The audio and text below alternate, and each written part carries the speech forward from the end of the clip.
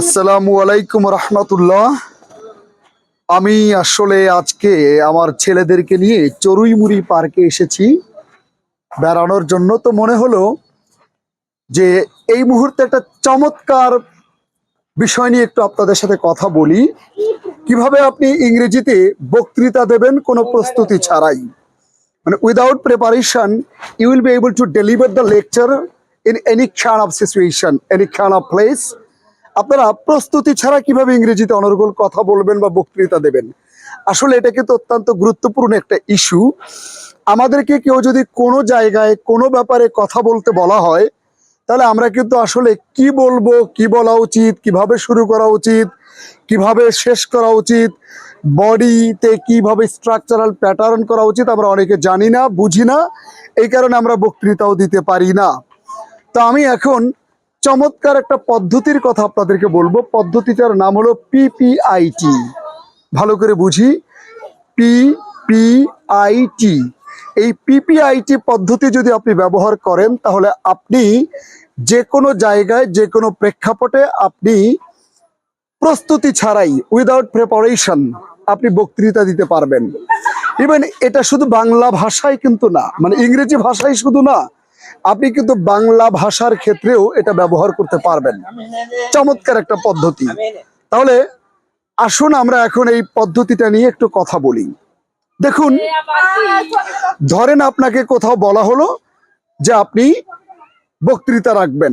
এখন আপনি মঞ্চে উঠে পড়েছেন, বাট আপনি কি বলবেন, কিভাবে বলবেন, কিভাবে শুরু করবেন, আপনার ইন্ট্রোডাকশন কি হবে, প্রিফেস কি হবে, প্রিম্বল কি হবে, ফরওয়ার্ড কি হবে, আপনার স্পিচটা কোন রকমের হবে, এটা আপনি বুঝতে পারছেন না। তাহলে আপনি কি করবেন? আপনি মনে রাখবেন পিপিআইটি। আমার সাথে বলেন পিপিআইটি। এই পিপিআইটি চারটি শব্দ আপনি মাথায় রাখবেন এবং এই চারটি শব্দকে আপনি এক্সপ্লেইন করবেন, আপনি ব্যাখ্যা করবেন।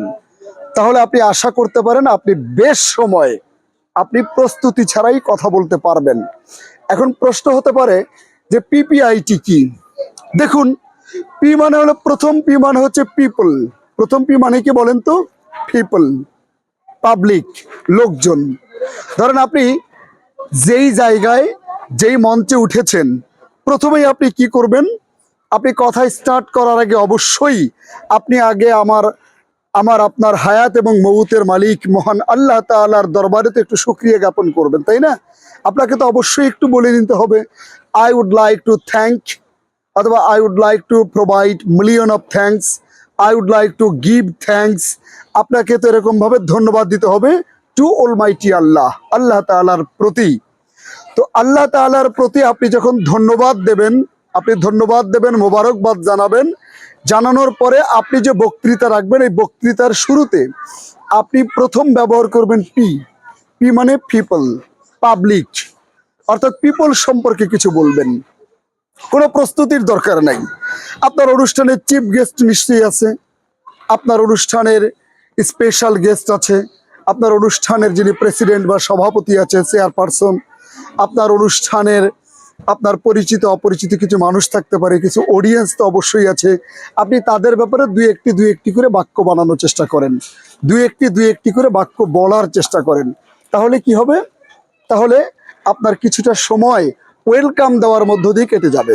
তাহলে প্রথম টার্গেটটা হচ্ছে যে আপনি মঞ্চে উঠেই আল্লাহ তাআলাকে ধন্যবাদ দিয়ে ব্যবহার করবেন পি।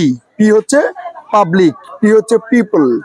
আপনি পিপল সম্পর্কে কিছু বলে নিলেন, সেটা হতে পারে special guest, chief guest, audience, সবার ব্যাপারে কথা বলেন। এরপর আপনার বক্তৃতার ক্ষেত্রে আপনি দ্বিতীয় যে সূত্রটা ব্যবহার করবেন সেটাও কিন্তু পি। তাহলে প্রথম পিটা হচ্ছে পিপল বা পাবলিক, এবং আপনার দুই নম্বর যে পদ্ধতি সেটাও কিন্তু পি। এই পিটা মানে হচ্ছে প্লেস। আপনি কোনো স্থানের বর্ণনা দেবেন। আপনি কিসের বর্ণনা দেবেন? স্থানের বর্ণনা দেবেন। আপনি একটা প্লেসের বর্ণনা দেবেন। যেমন যেমন ধরেন, আপনি নিশ্চয়ই কোনো কলেজে গিয়েছেন, অথবা আপনি কোনো প্রোগ্রামে গিয়েছেন, কোনো অর্গানাইজেশনে গিয়েছেন। আপনি এই প্লেসটার সম্পর্কে কিছু বর্ণনা করেন। হ্যাঁ, আপনি হয়তো বলতে পারেন our college is located at Ullapara under Sirajganj district এইভাবে আপনি কিছু ওই প্লেস সম্পর্কে আপনি কিছু বলার চেষ্টা করেন। এটা চমৎকার একটা বিষয়। তাহলে আপনি যদি প্রিপারেশন ছাড়া, প্রস্তুতি ছাড়া বক্তৃতা রাখতে চান, তাহলে আপনাকে যে কাজটি করতে হবে সেটা হলো যে আপনাকে প্রথমেই আল্লাহ তাআলাকে ধন্যবাদ জানিয়েই আপনি পিপল সম্পর্কে বলবেন, তারপরে প্লেস সম্পর্কে বলবেন।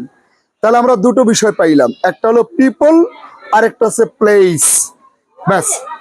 এবার আরেকটা শব্দ আমরা আগেই বলেছি যে প্রস্তুতি ছাড়া বক্তৃতা রাখতে হলে আপনাকে পিপিআইটি সম্পর্কে বলতে হবে। তাহলে আমরা প্রথম পি পিপল সম্পর্কে বললাম, আমাদের দ্বিতীয় পি আমরা পাবলিক সম্পর্কে বললাম, আমাদের 3 নম্বর পি হলো আই হলো ইস্যু। ইস্যু আসলে আপনি যে প্রোগ্রামে যাবেন নিশ্চয়ই ওই প্রোগ্রামে কি হচ্ছে এটা আপনার নিশ্চয়ই জানা আছে। আপনি হয়তো জানেন যে প্রোগ্রামটা কালচারাল প্রোগ্রাম নাকি ফেয়ারওয়েল নাকি পলিটিক্যাল, নন পলিটিক্যাল, নাকি কোন ধরনের অর্গানাইজেশনের প্রোগ্রাম, ইস্যুটা কি, এটা অবশ্যই আপনার কিছুটা জানা আছে। তাহলে আপনি ওই ইস্যু সম্পর্কে দুই একটা যে বাক্য আপনি পারেন ওই ইস্যু সম্পর্কে আপনি একটু বলেন বা বলার চেষ্টা করেন। এবার তাহলে আপনি কিন্তু পিপল সম্পর্কে বললেন, পাবলিক সম্পর্কে বললেন, ইস্যু সম্পর্কে বললেন।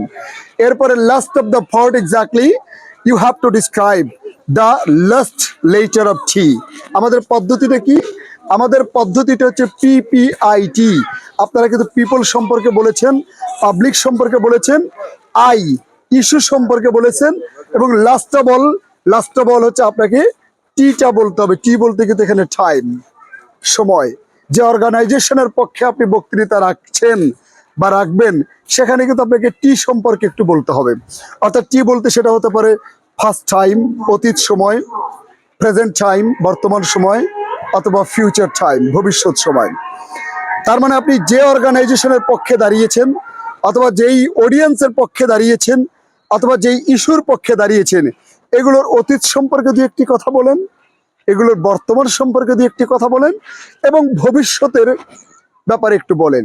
আপনি হয়তো বলবেন ভবিষ্যতের ব্যাপারে আমি তো জানি না। আরে ভাই, সবকিছু কি জানতে হয়? আপনি ওই অর্গানাইজেশনটা যদি আপনার দৃষ্টিতে ভালো অর্গানাইজেশন হয়, তাহলে আপনি তাদের ভবিষ্যৎ কামনা করুন, সুন্দর কামনা করুন, মঙ্গল কামনা করুন। আপনি ভবিষ্যতে অনেক ভালো ভালো কিছু এই প্রতিষ্ঠানের জন্য, এই ব্যক্তির জন্য, এই অর্গানাইজেশনের জন্য হতে পারে, সেই আশা করেন, সেই দোয়া করেন, সেই কামনা করেন। আপনি অপটিমিস্টিক হন, তাদেরকে অপটিমিস্টিক বানান, তারা যেন প্যাসিমিস্টিক না হয়, তাদের মধ্যে পজিটিভিটি গ্রো করার চিন্তা করেন। ব্যাস। তাহলে তারাও খুশি হয়ে যাবে আর আপনার বক্তব্যটাও তো হয়ে যাবে। তাহলে সেক্ষেত্রে কি, এই যে দেখেন আমার ছেলেদেরকেই নিয়ে আসছিলাম, আমার ছেলেরা কিন্তু এই যে দারুণ করে খেলতে শুরু করেছে। ওদেরকে খেলায় রেখেই আমি কিন্তু আসলে প্রস্তুতি ছাড়া, প্রিপারেশন ছাড়া ইংরেজিতে বক্তৃতা কিভাবে রাখবেন সেটার ব্যাপারে আমি কিন্তু আপনাদেরকে আসলে চমৎকার ভাবে একটু বলার চেষ্টা করছি। তাহলে আমার পদ্ধতিটা কি? আমার পদ্ধতিটা হচ্ছে পিপিআইটি, হ্যাঁ, পিপল, প্লেস, ইস্যু, টাইম।